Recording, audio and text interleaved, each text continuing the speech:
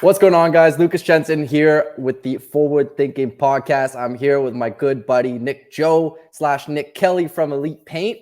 Nick, how you doing, brother? Let's go. Doing well, man. It's been a good day, good week, man. Been, in pure action mode after PCA, dude. I got a lot of fun things going on. I'm looking to do some crazy growth this year, trying to double up like I have every year for the last 3 years. So here's to hitting 2.4 million this year, baby. Woo-wee. I love that, dude. I love that. And in case you guys didn't hear, Nick was on a panel for sales at the PCA Expo. So you already know this podcast is going to be very heavily focused on sales. So Nick, dude, I'm so excited to pick your brain, bro. Yes. Let's see if I can sprinkle some golden nuggets on this. I love that, brother. How'd you like the PCA all in all? I mean, I'm hard to ask. PCA changed, my whole outlook on business. When I first, got out here, I entered that painting contractors group, and I thought it like everybody else, I'm sure, when they start their company, I'm going to hire a couple of guys. I'm going to be golfing 3 or 4 times a week. Everything's just going to go great. Right. It wasn't exactly like that. So going to the PCA opened up my eyes because I was more of a painter. Right. What it did is showed me the business aspect of things and how to actually build a business. Plus, I met a lot of great people that have helped me along the way, just by being there to kind of bounce ideas off of. Network has been huge for me, but I have nothing but the greatest respect for PCA and all the people that belong to it, because I went from 400 grand to 800 grand to 1.2 to shooting for 2.4 in very short period of time. And it has a lot to do with the people I've met there, along with just giving my brain the idea of like, wait a minute, this guy's doing 10 million. I can for sure do 10 million. You know what I mean? Yeah. And it's just great information. Now you obviously have to learn, absorb, take notes, and get into massive action. I think that's a big thing that, changes from the big winners, to the people that kind of just coast. A lot of the people that I talk to in my network, we hear idea, and usually by the time we hear it about an hour later, we're already got things in motion. Right.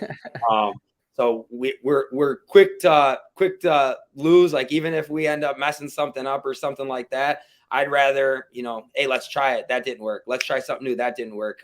Because it just streamlines your success. Yeah. Alex Ramosi has a good quote of like, the best way to get somewhere 10 times faster is to make 10 times faster decisions.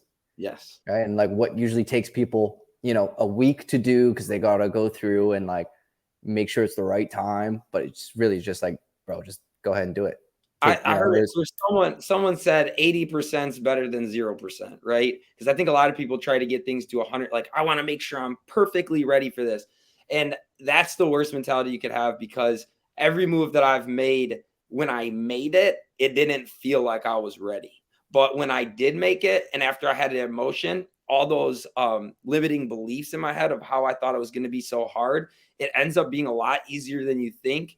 And you're just like, why didn't I do this before? Yeah. You know what I mean? Like operations, admin, crew lead, any really like move that I made that substantially made a difference in my company, it always was like, I felt like I wasn't ready, but I'm big on action. So I was like, I'm just going to do it. And then you tweak things. It's not like you get it perfect, but you're like, oh, this is working a lot better. Well, I can tweak this, and this. And the learning curve is so much quicker when you just put it in action.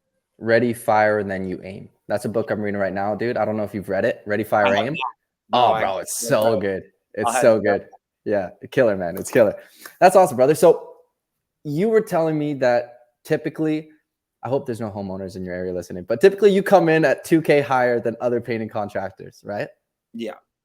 Now that isn't because I'm so like, I price jobs correctly. So I have like, a system built to pricing my jobs. PCA has helped me to make sure that like, it's not like I'm hiking up the price on anybody. It's just that as an industry, we're just not very professionalized. And instead of charging what you need to charge for a job, you're content with making this job will take 5 days. I'll make $1,000.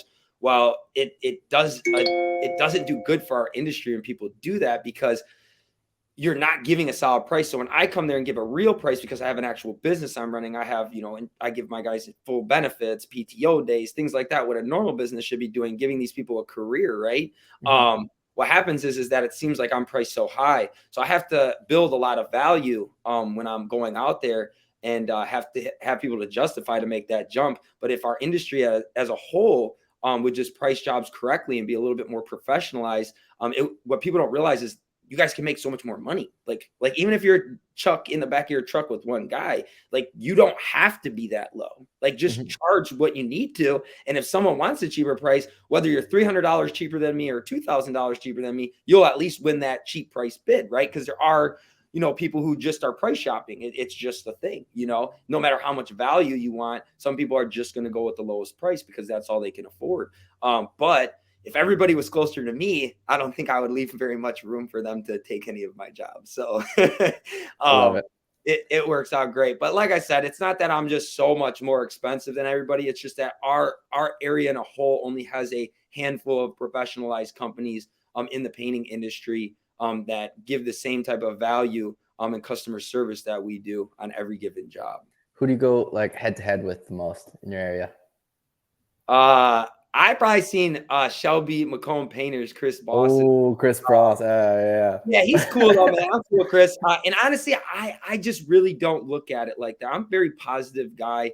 I'm in competition with myself. I use it a lot like golf. You know what I mean? Like I always look at what I can be doing better, how I can be doing. Like I crunch my numbers a lot to see if I can get closer.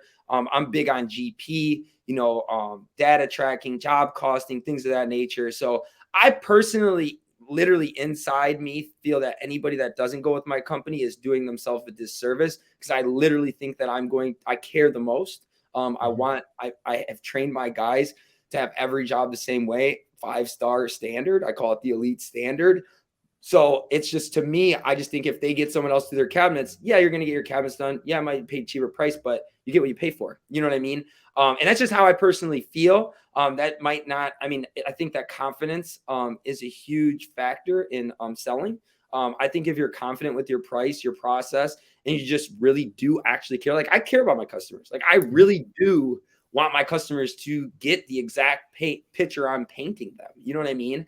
And I think that some guys come and sell the sauce, the sizzle, but don't deliver the steak. I do both. You know what I mean? So Brad Ellison's in my area. He's more west side and I'm more east side. But me and Brad are like, I talk to Brad every day. Like anything that's working for me, he knows. Anything that's working for him, we know.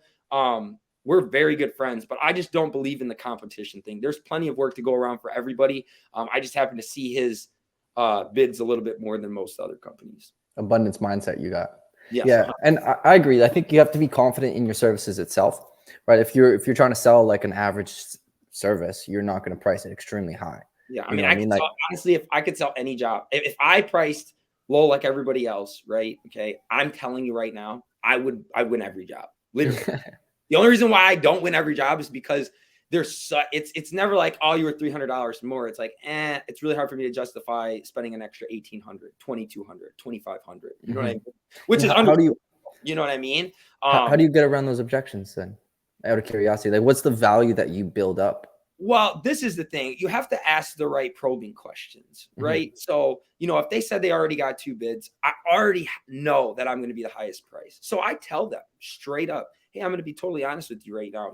I'm going to be the highest priced out of probably all 3 of these prices. And right now I'm going to ask you, what are some of the most important factors of what would you make this think that this is going to be the best job possible for someone to do for you?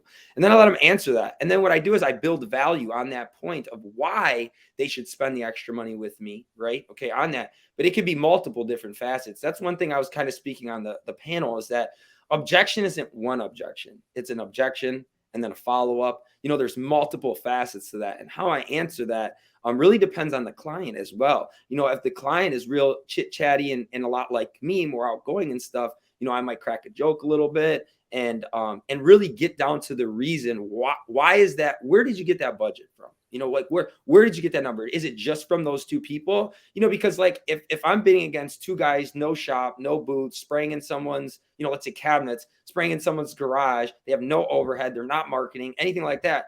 Yeah, they're going to be cheaper than me, right? 110% they are. But I have to tell them why you run into issues without a controlled environment, right? If longevity is the most important to them and they're shopping for the cheapest price, I need to explain to them that that's the worst decision they could make if that's what they're looking for the best in their cabinets, right?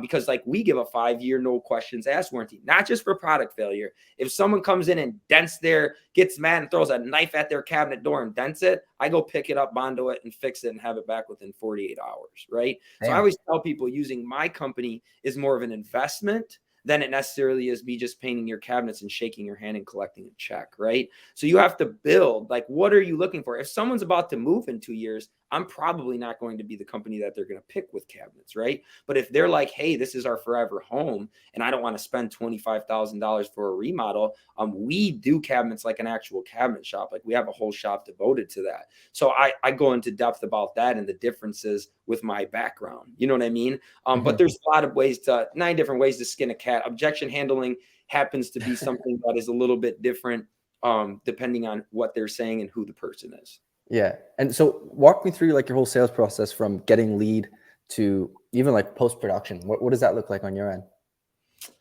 So lead comes in, we have a secretary admin, and we literally, we want her getting right to it. I even tell her, like, we actually have blocked hours for her to schedule color consultations and stuff. So speed to lead. That is a real thing. She's killing it, by the way. If she's listening, she's killing it, man. She does awesome. Yeah, I love seeing whenever you hype me up on her, I always text her, let her know. She does a really good job. We obviously leave work at 4, so there are calls that come in after hours. We don't work weekends. I think it's super important for my team and the culture at my company for them to spend time with their children and their families and to recharge, to have a smile on their face when they come into work on Monday. But what happens, lead comes in, Brittany schedules the lead, we come out there. From there, we always confirm. So like they have to give us a thumbs up after we confirm their appointment. And then we tell them the same day that we're coming out, we will reconfirm their appointment that morning to make sure that they're ready for us. No surprises. We don't just show up for no reason, stuff like that. Then once I always call every lead when I'm on my way, whether I'm gonna be on time or not. I say, hey, Karen, how's it going? Hey, yeah, this is Nick from Elite Paint. Just letting you know I'm en route right now. Should be there. Our appointment's for 10 o'clock. I should be there about 10 minutes before. I will be walking up about 5 minutes before. Come from there, go knock the door. I always park right in front of the person's door because I want them to see my nice truck that's wrapped, because that separates us right there. They see something nice and clean, nice new truck rolling up, makes them a little bit more to spend a little bit more money with me, right? You know what I mean? Stuff like that. From there, I walk in, I dictate my estimates, right? So I don't walk in and say, hey, Jan, so what do we got going on? I don't do that. Hey, Jan, how's it going? I'm Nick. It's a pleasure to meet you. I've heard a bunch about you. I had a bunch of notes. So these are some of the things that she touched base with on the notes. I'm going to let you know how this is going. Basically, I'm going to walk around, kind of not take any notes. You're going to point out, tell me exactly what you want done today. Then from there, I'm going to take some measurements, take some pictures. Shouldn't take long, probably about 5 to 10 minutes altogether. Now, if it's a full house, I'll say 15, right? Or something like that. After I'm done, I'm going to get you, come sit down with you at the table. I'm going to show you our presentation folder. Once you're going through that, kind of reading through some of the docs, I'll explain some of those. I'm going to build you a quote together, and then we're going to sit down and see if this makes sense for you to move forward. Sound like a plan, Karen? Sounds great. Awesome. So then I do that, and I sit. I think that one thing that we got away from these days, because everyone's in a rush, is I'm sitting down at a table with my client. Okay. We're going to sit there. We're going to discuss. And that's when I'm going to start filtering her with questions. Right.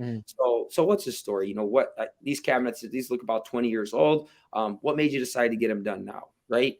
And then you just listen. I think a lot of times there's times to talk and there's times to ask questions and listen. One thing I heard from Jason Phillips the other day is how you ask a question, is a big deal. Like, hey, so do you have any questions? That's a yes or no answer. What questions do you have? Okay. A good salesman I can say the exact same framework that you are and word things just a little differently and close them on a way higher percentage based on how I'm delivering those same words. Right. So it's a lot of probing questions, seeing what their main concerns are. Hey, we're moving out of here. We had a lot of different people complain about the cabinets being wooden, so we need them painted. Okay, I know that they need speed. We need to get it done right away, right?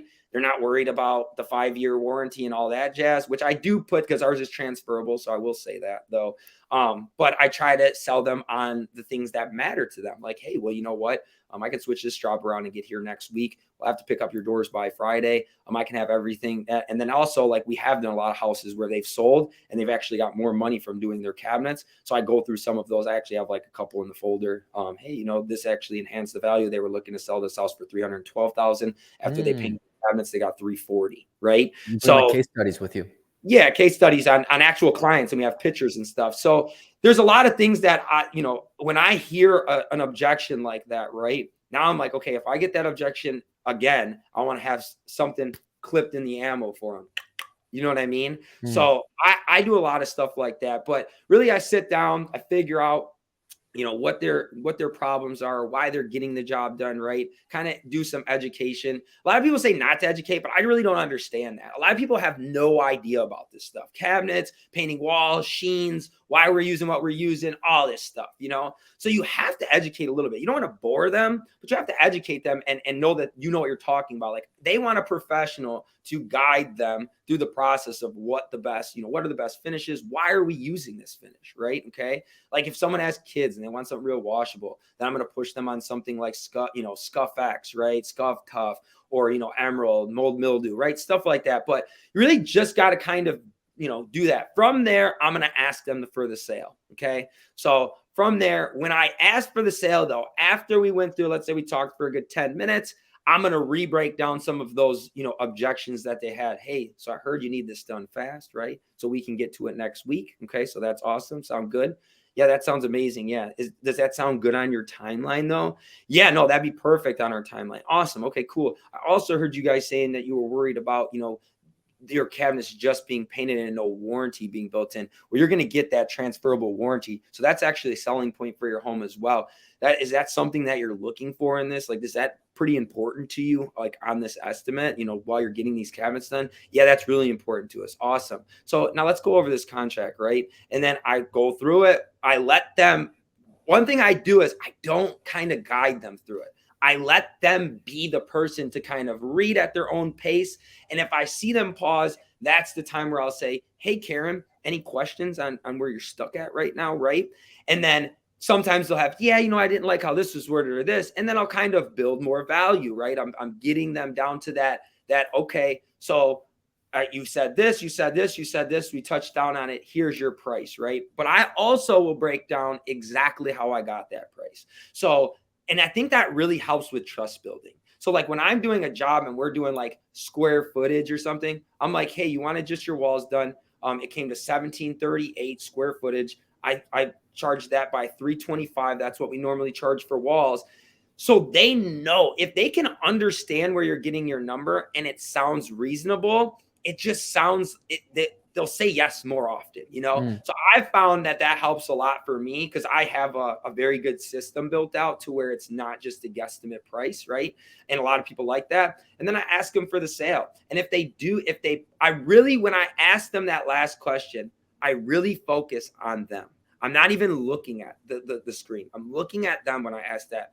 So, we touch base on those couple of things. How does this sound? Are you ready to move forward?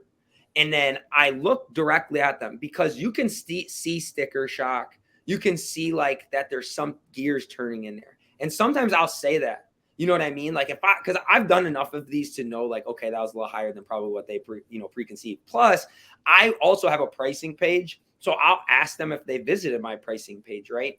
Because like, hey, did you hop on our website and happen to look at any of our gallery on the cabinets? Yeah, I did. Well, if they looked at my gallery, they looked at my pricing page, right? So that gives me a little bit more confidence. And I know that they already have an idea of what number they're at, right? So when I say that, I just pause. I don't say any word until they say something. So I ask them that question and I sit there and with, a nice smile on my face, like, sounds great. Like, how does that sound? And I just wait because they're either going to say yes or they're going to tell you why they're reluctant. One of the big ones we get is, I really want to talk this over with my husband. Okay. Right. And I always will try to objection handle with that because I think that's a price thing. I know me and my wife personally, if we have someone coming out, we have a number in our head of what we want to spend, whether it be tile or whatever it is. So that means that the price that I said was more than they anticipated. If I feel that I have them in the bag, I'm going to say, you know, after they say that, hey, totally understand. I'm big on that as well. Did you guys discuss a certain budget, and was it a little bit higher? What was that number, if you don't mind me asking? You know, I have a couple of things I might be able to help you out with. And then I just stop. Tonality and speed of delivery is very important, okay, when you're doing this. Because if you sound like a pushy salesman, they're not going to give you that number. But if you sound like you're curious, like, oh, you know what? You know, what was that number? A lot of times they'll feel open enough, you know, if you did a good job, to give you that. And then what that does is, because I usually do a same day discount, right? I usually shoot for 55% GP and have about 5% wiggle room, because I'm willing to go down to 50, right? Mm-hmm. So at that point, I see here where they're at. Let's say I was at 6,500 and they were at $5,000. I'm definitely not going to get, you know, drop it that much. Okay, that's not going to happen. But what I will do is say, you know what? You seem like someone that we really want to work with. So what I'm willing to do for you right now, if I could get this number closer to you just now, okay, I'm willing to do this right now. Typically, we don't really give discounts, but if I can get that number closer to you right now, would that help earn your business today? You know, and then I give them the number though. So like, let's say I'll be like, the best I could do today, you know, would be 6,150. And that's a better price than I've probably given in the last 2 years. But you seem like someone great to work with, and I really would like to push this forward and be able to get, you know, because I don't see myself discounting this price once I walk out this door, right? And if you did a good enough job, usually they'll say, you know what, Nick, that's great. But sometimes people just want that. So I always schedule a purposeful follow-up. It's not called a follow-up to me, okay? I say, hey, no problem. What I'll do is I'll let you discuss this overnight with your husband. I'm here at 11. Is 11 a.m. a good time to reach back out to you to see if this makes sense for you guys to move forward or not? And she'll say, yeah, 11 a.m. works perfect. Awesome. If I call you and you don't answer, I'll just make sure to shoot over that estimate without the discount on there. And if you guys need a little bit more time to decide, we'll go from there. Awesome. So I call them 90, you know, a lot of times if you schedule a follow-up call, they'll at least tell you, you know, answer your call and say no. But if they don't, one really good thing that works for me is I send that estimate back out without the discount. And if they were interested, it will flag a response. They'll be like, wait, hold on. You know what I mean? Which will get you back on the phone with them since they didn't answer, and then gives you some time to resell them, you know, figure out what is the issue, you know, what's going on. You know, we really had a tight budget on this. You know, well, listen, you know what we can do for you. The one way that I can kind of make this, you know, a little bit closer to that number is instead of spraying the bases of all your cabinets, if we choose to add some Floetrol, which removes all the brush and roller marks from it, and mini roll it, I'm willing to knock off an extra $150. Now that would actually jump it back to 55% GP. And they think they're getting discounted, but because it's faster, I'm actually making more money off that. So if you know your numbers, there's a lot of little things that you can do to still make your profit margins. Even though it looks like you're giving a customer money off, by doing that, I actually made more money. So like I said, there's a lot of tricks of the trade, man. And then how often do you like follow up after that? Like, let's say you send that quote without the discount. How often are you like following up with her to see if like she's actually still interested? Anytime I have time to make calls. Huh. Anytime, bro. So does too much exist ever? No, because if too much exists, they would tell you to stop calling them. Okay. A lot of people don't do the same follow-up method that I do. I'm going to be honest with you. I've sold $18,000 jobs following up with them for 3 months, literally. So, I mean, the thing is that I have a list. It's called the golden list. I call it, right? And it's my ideal clients that I want those jobs. So I'm, you know, usually I used to do Fridays. I just started doing Mondays because Seth, my buddy Seth actually told me this. He's like, nobody wants to be, you know, on Monday, nobody wants to be at work. So anything that they can do to get their mind off work, because I used to do Fridays, and he's like, dude, people are tuned out. He's like, try Monday. Mondays have been working really good, a lot better for getting people answering the calls and actually getting the conversation in them. With them. So I keep following up, and I'll double tap, you know what I mean? Sometimes, you know, just to get them on the phone. But I'll be honest with you. If I keep calling until they tell me no, especially if it's my ideal client and it's a job that I want, I just keep calling because I mean, what am I going to do? Sit at my desk and do nothing? I might as well be making calls and trying to close deals. Why wouldn't I? You know what I mean? Yeah. Yeah. I love that, dude. So weekends, you don't follow up with people you think they're kind of checked out? I do it like, I mean, I always have, I try to kind of just chill on the weekends, mostly with my family and my children. I think that's what a successful business model looks like to me is, being able to raise my children, being a part of their life, like actually a part of their life, and being able to run a successful company as well. I have 4 kids. So I'm like super big on being there. So I work double time. I got to have energy when I get home. I have to have energy here as well. But yeah, I definitely keep following up. That's one of my big things. I have a script framework that I use as well. I don't just say, hey, I'm just touching base, right? Okay. I try to make it a purposeful call. I don't really I leave some voicemails sometimes, but I don't leave them all the time because then what are you going to say? If you're only going to have a few different instances where it makes sense to actually follow up with them. So I'd rather only leave a voicemail once in a while, because I don't want to eat up all those little things, because if you're just calling to call and call and call, then you have no reason to really give them a reason to say yes when they do answer the phone, because there's already a reason why they're saying they're not moving forward. We have to figure out what that reason is, and we have to figure out how to solve that problem. You get what I'm saying? So if I leave a voicemail and it's not the answer to their problem, there's a good chance I'll never hear from them again. You know what I mean? It's true. It's true. And then before you show up to that estimate, you were saying like you bring case studies for houses that were for sale that you did cabinets on and stuff like that. I bring samples of cabinet doors. I have, maple samples. I have oak samples, right? I do a lot of that. I have a presentation folder going over. It's got a lot of cool things in there that help, build value as well for our company. I also have a crappy door, made with that, other painters use. And I show them the wear and tear difference. I show them the feel difference, because a lot of people don't know. They don't know it's going to feel like a painted door that looks semi-gloss. Like, that's like, if you want that on your cabinets, like, have fun. But like, that's not what I would want on my cabinets. You know what I mean? And I don't think that that's what people, want on their cabinets either. So when you show them the difference and they can understand and justify spending the extra money. Like, I'd rather spend no money than money on something that looks like what a lot of these guys are spraying. But a lot of people don't understand that they have the chance of it looking so much better, So I do a lot of that stuff. I'll even scratch it. I have the back of one of mine is the primer, and I'll let them scratch, because I have a scratch test video I'll show. But also I'll be like, hey, you want to take a crack at it? And I'll let them bust out a butter knife and start scraping it off the floor, And I'll be like, I mean, that sounds like $2,000 worth of spending more. Right. I have a question for you. So this got brought up on our coaching call yesterday. One of our clients, Damien, he was at a quote, and the mom, the wife was like, we want to know what the cabinet looks like after you're done painting. Can you take one cabinet back to your shop and do the painting and test it out? And I'm like, dude, that is a wicked thing to do, because it's like, bro, have you ever gone to like a mall and someone shine your shoes and they're like, oh, no, it's free. And they just do the one of them. And then you got to pay for the second one. And then once you see how clean the first one is, you're like, oh, I got to pay. That works. We have so I have a stack. I have like maple drawers. I have oak drawers. I have all that. So like, we have a designer that goes out there and help them pick their colors, right, for free. Would you ever take one of their if they were interested, take one of their cabinets back to your shop, bring them with you, and then show them like the process of it?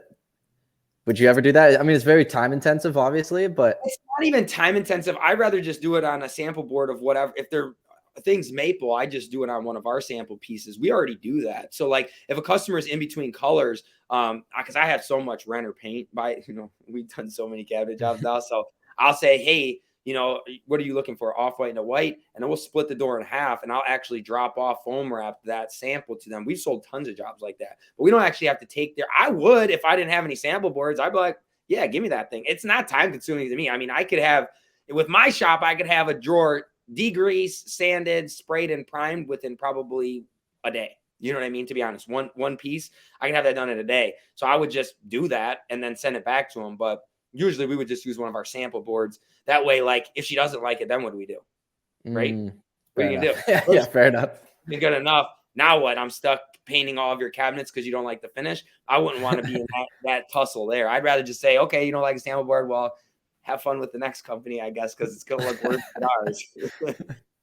I love that though, dude. That's crazy, man. So do you show up every single time you show up with the exact same thing with houses for sale? Or do you do any research on the prospect before you go to the lead? Or is that I do research, Brittany so that I'll be honest with you. I try to look them up on Facebook, get a feel for them a little bit. I mean, you don't always find everybody, to be honest with you. I definitely Zillow the house to see what the house cost. Okay, because I want to know, like, okay, like if they're looking to get tile backsplash, stone wall, LVP flooring and cabinets done, right, and their house is worth 200 grand, like that ain't gonna add up, bro. You know what I mean? So I do like the prospect a little bit like that. Brittany does a really good job of keeping notes, tonality, how is the person. She does a lot of that research for me, to be honest with you. So I'll have a lot of those numbers in my notes.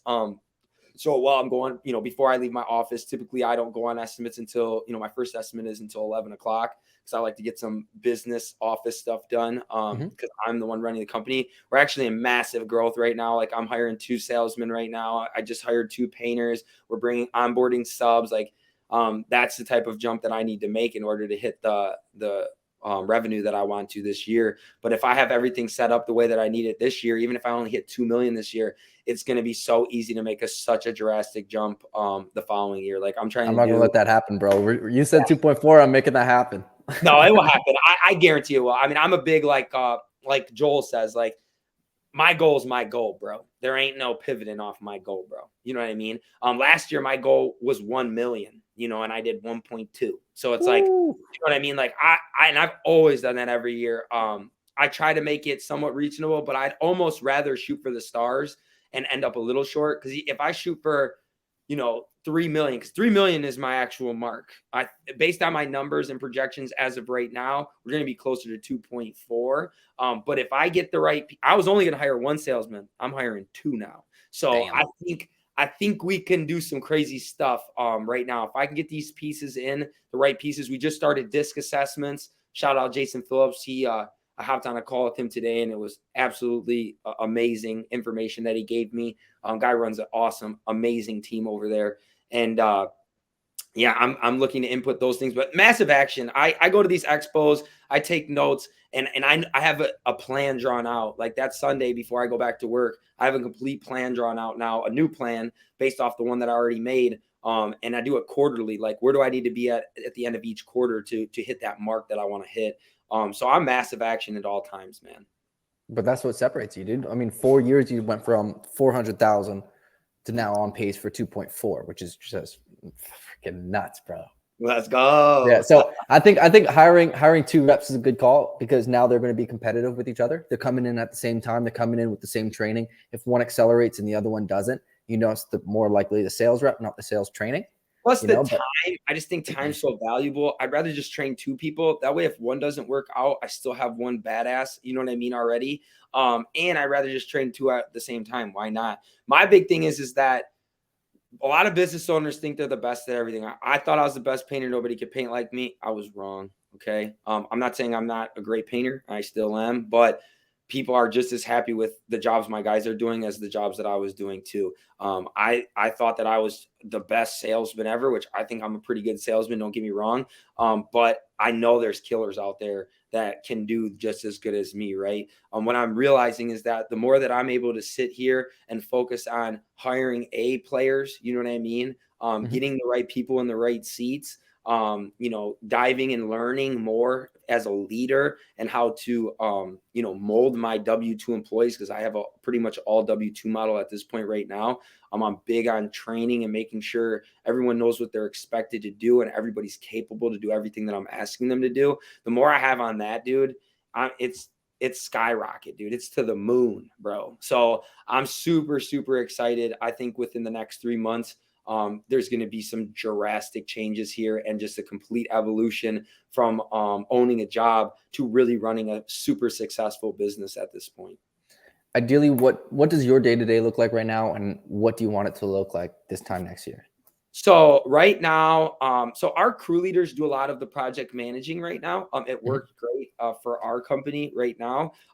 obviously, when we're going to be bringing on more people, I'm going to be filling that role after I bring on the 2 sales reps. The sales reps is going to free me up the most time because right now I do all of the sales. So typically I get here at 8 in the morning. The guys all get themselves going. They have folders that basically tell them where they're going, the job descriptions. They also have things, daily sheets, where you're at. Are they on pace to hit their hours, right? To have everything done. Is there any material they need? Things like that. So they're very self-sufficient in running their own kind of stuff.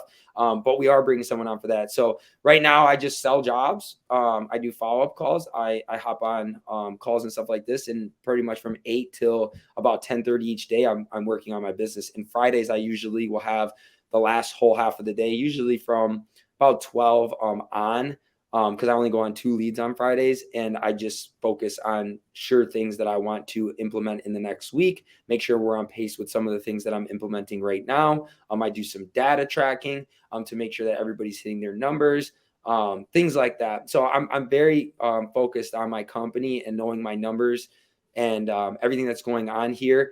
But all those things in the next couple of months, I would say in the next 6 months, all I'm going to be doing is focusing on hiring people, getting people in here, A players, and just continuing to grow our company culture and putting the right people in the right seats. By next year, I really don't want to have to come in at all. Like if I want to take a month vacation, I want to take a month. Like right now, I could probably do that. But by the time I came back, because I do all the sales, it would be like, I have to sell a job right now. You know what I mean? So, yeah.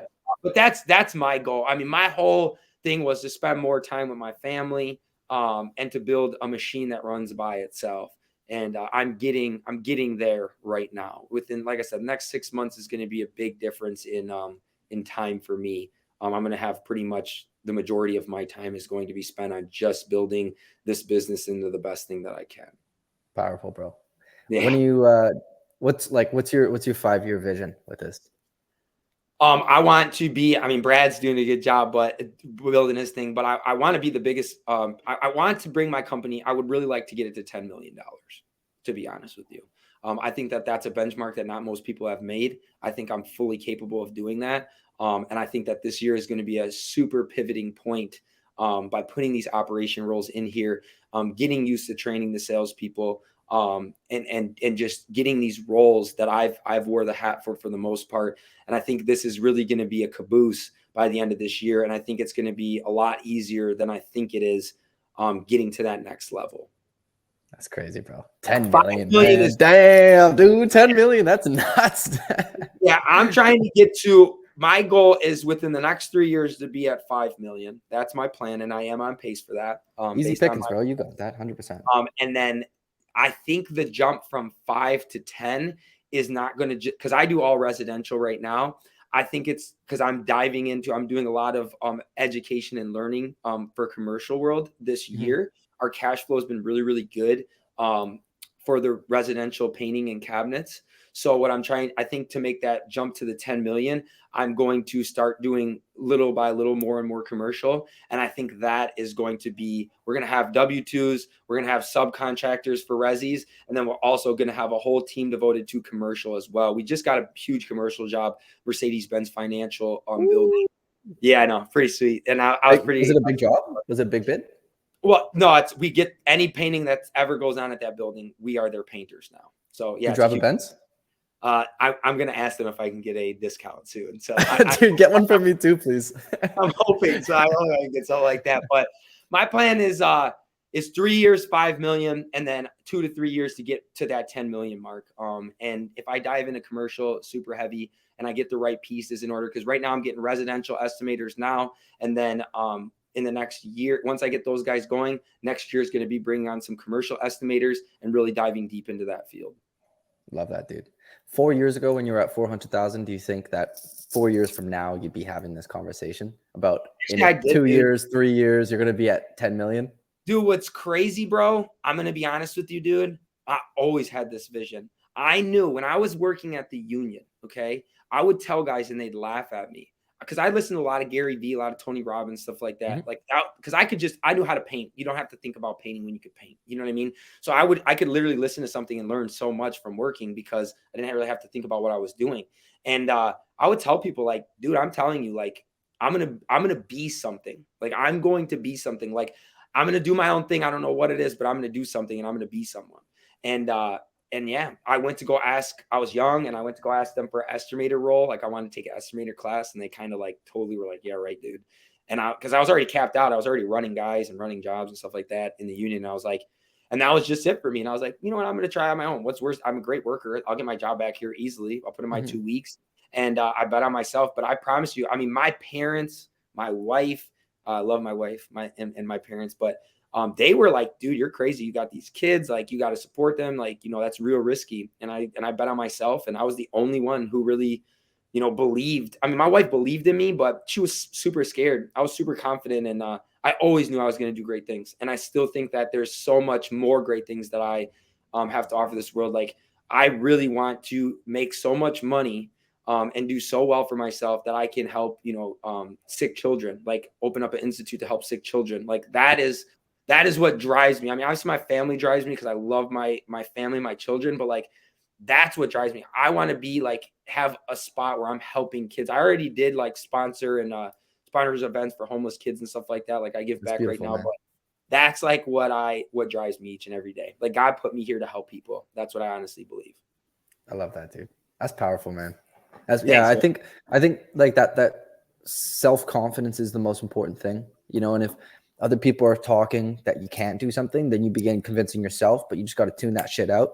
And because at the end of the day, you have the most conversations with yourself, right? You got to make sure that those conversations are things that are going to push you forward and push you to building that $10 million enterprise that you're building towards, bro.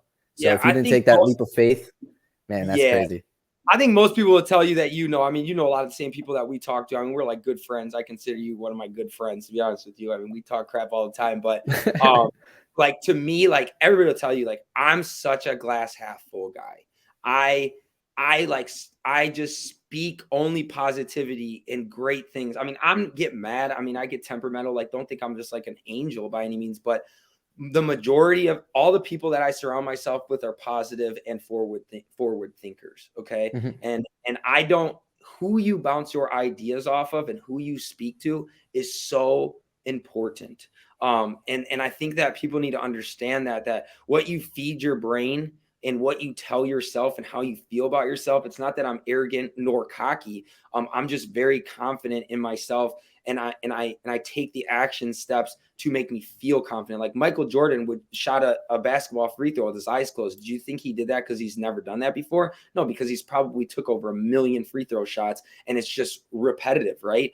I put in the work to feel confident, right? And I also speak it into existence. I don't hang on the low fruit. I try to figure out the high fruit and how to get up there. Like, and I think that's such a big thing. Listen to all the successful people, guys, and they're going to say, like, they're all forward thinkers and they're all positive thinkers. And they're always thinking of not, oh, this is a problem, you're so bad, how can I make this better? You know what I mean? Not the problem. Okay, this happened, how can I make this better? I'm a solution thinker. Yeah, and that's what separates. I mean, I was talking to Maggie before the expo about how we were working with you and blah blah blah, and she was saying that you were at, was it a Nick Slavic getaway? Yeah, the winter retreat. Yeah, you were under $1 million. That was awesome. You were under at that time. You were like under $1 million, and she said, like, when she met you, you were under $1 million, but she was like, just the energy that you had, how you had, like, you know, that conversations and that drive. She was like, it's just a matter of time before, you know, Nick's one of the biggest people in this industry, you know, and it's like that energy, because it's the conversations you're having with yourself. It's the people you're surrounding yourself with, and it's your confidence, right? No, 100%. And I mean, the people you surround yourself in, but you just got to believe in yourself, man. Like, no one's going to believe in yourself for you. And I think a lot of that comes from God for me. I'm huge on, praying, you know what I mean? I'm a big pray guy. And, you know, I mean, my confidence comes from God. You know what I mean? I trust in him. And I honestly believe that he has a purpose for me, and there's a will for me on this earth. And he set me on this path. Right. And I just, like I said, I just try to be positive, man. And I think I've done this for so long that it's very hard for me to not look at things like that. Now, my mind wasn't always like that. When I was younger, I was a punk, bro. Like, I ain't even gonna lie, I was punk. I I didn't, you know what I mean? I just didn't think like that. But through my experiences and my life and my children and all of that, you know, I just am so blessed to be in the spot that I am. And I thank God for everything that I've done, you know, and I think that's where a lot of my confidence comes is because, you know, I know God has a plan for me. And that's why, you know, everything happens for a reason for me. And as long as I, you know, work hard and when with the opportunities that are in front of me, that I give it my 110% effort, that's all he would be asking for me at this time. That's beautiful, man. I love that. I find it's very interesting how a lot of the leaders, like not just in the painting industry, but just like in the entrepreneurial world in North America, at least, are very, very religious. Yeah, I'm not super religious. I'm more spiritual, I should say. I do go to church. There's certain things with, you know, whatever I agree or disagree. But I can tell you one thing: there's 100% of God. There's 100% somebody, some kind of entity up there that is looking out for you in the best ways. It might not feel like that in certain circumstances. You know, it's not like, you know, I've been put in situations where at the time I didn't know. I was like, why is this happening? Right. You know, and I just think that some of the strongest people I know is because they have faith in something so much greater than any of us can be. You know what I mean? Mm-hmm. And I just surround myself with people that all we do is build each other up, man. Like, how can you not be pumped up? I mean, you see me in my car sometimes, bro. I'm getting it, bro. Dude, I love those stories. Dude, turn that thing up, bro. Anybody who I'm sitting in front of better watch out, bro. Better watch out. God's plan, bro. God's plan. Yeah, dude, that's something I admire is your energy, bro. And it's crazy to me. You got 4 kids, you're building a $2.4 million business, and you don't drink coffee, bro. What the?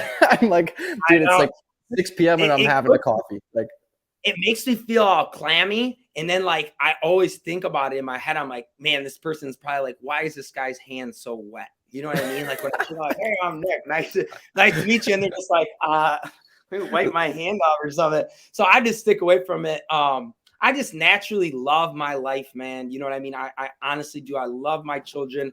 I love the place that I'm in. Sometimes it doesn't feel like that. But the one thing that I'm really good at is at the end of each day, I celebrate my wins, right? I go through the wins in my head. I don't go through the problems. I look at the wins, and I always, every morning, I pray with my children on the way to school. And when they get out, I talk about all the things that I have to be just unbelievably grateful for. It could be as simple as just like being able to drop my kids off at school, right? And things like that. And I just think that mindset is so underrated. If you have the right mindset, dude, you can do anything you want to in life, but you have to have the grit to follow through with what you're thinking and the mindset that just nothing can stop you. You know what I mean? Yeah, you're getting me fired up right now, dude. Oh, bro, you're a legend, man. I appreciate you. Hey, no problem, bro. Yeah, awesome, bro. Any final thoughts before we wrap up here? Yeah, man. Just believe in yourself is one huge thing. If you're a new business starting, things are hard. It is not meant to be easy. Okay. Mm-hmm. I'm not saying like everything went peachy clean with me. I mean, I went through my trials and tribulations and things that had happened. But you just gotta, one thing that I've proven to myself is every problem that's ever happened in my company that I thought was like, oh my gosh, this is going to end everything, I always solved it every time. So now when I run into a problem, I fall back to that as like, oh, I remember feeling like that was the end of the world, and it's not. So if I can give anybody anything today, clean up that mindset, clean up that network you have around you. If you have people that are bringing down that shine, that natural glow, that you just want to kill everything and you're capable to do everything, then get away from those people. You guys have, you know, everybody has a chance to be great. You just have to believe in yourself. I love that, dude. Oh, bro, you're such a legend. I appreciate you, Nick. Hey, thank you so much for having me on. Shout out Forward Media. I'm telling you right now, they have been unbelievable and amazing in the last 2 months. By far, one of the best investments I've made in the 4 years that I've been in business. And I'm not even gonna lie, not only friendship, but just the quality, the customer service that you guys give. Anybody who's thinking twice about it, call me. I'll show you my numbers and you can let me know if you still don't want to jump on a call with them. I love that, bro. You're such a legend, dude. I appreciate you. Everybody who's listening, thank you so much. And Nick, if people want to get in contact contact with you, they could do so. How on Facebook, just to talk about anything for sales. Anything. I mean, just hit me up. I'm restructuring a lot of my scripts. I know some people hit me up after liftoff for those. I should have those all buttoned up because I'm bringing on these salespeople. But if you guys have any questions about pretty much anything, dude, you can always reach me at nick@elitepaintcompany.com. Nick Joe on Facebook. Those are my personal accounts. Definitely just shoot me an email or call me there. I literally, everybody has so freely helped me. I will help you guys with anything that I can from my end. Yeah. And Nick's presentation is available on Tanner Mullen's podcast, Contractor Secrets. Highly, highly recommend it. A lot of our clients go back to it when they need that extra push for the sales. So make sure to go tune into that and make sure to hit Nick up and thank him for dropping the value, bro. You're such a legend, dude. I appreciate you for doing this at 6:15 p.m. on a Thursday night, bro. You're a legend. I appreciate you having me. Anything for our man Lucas, bro. So you guys have a great night now. All right, brother.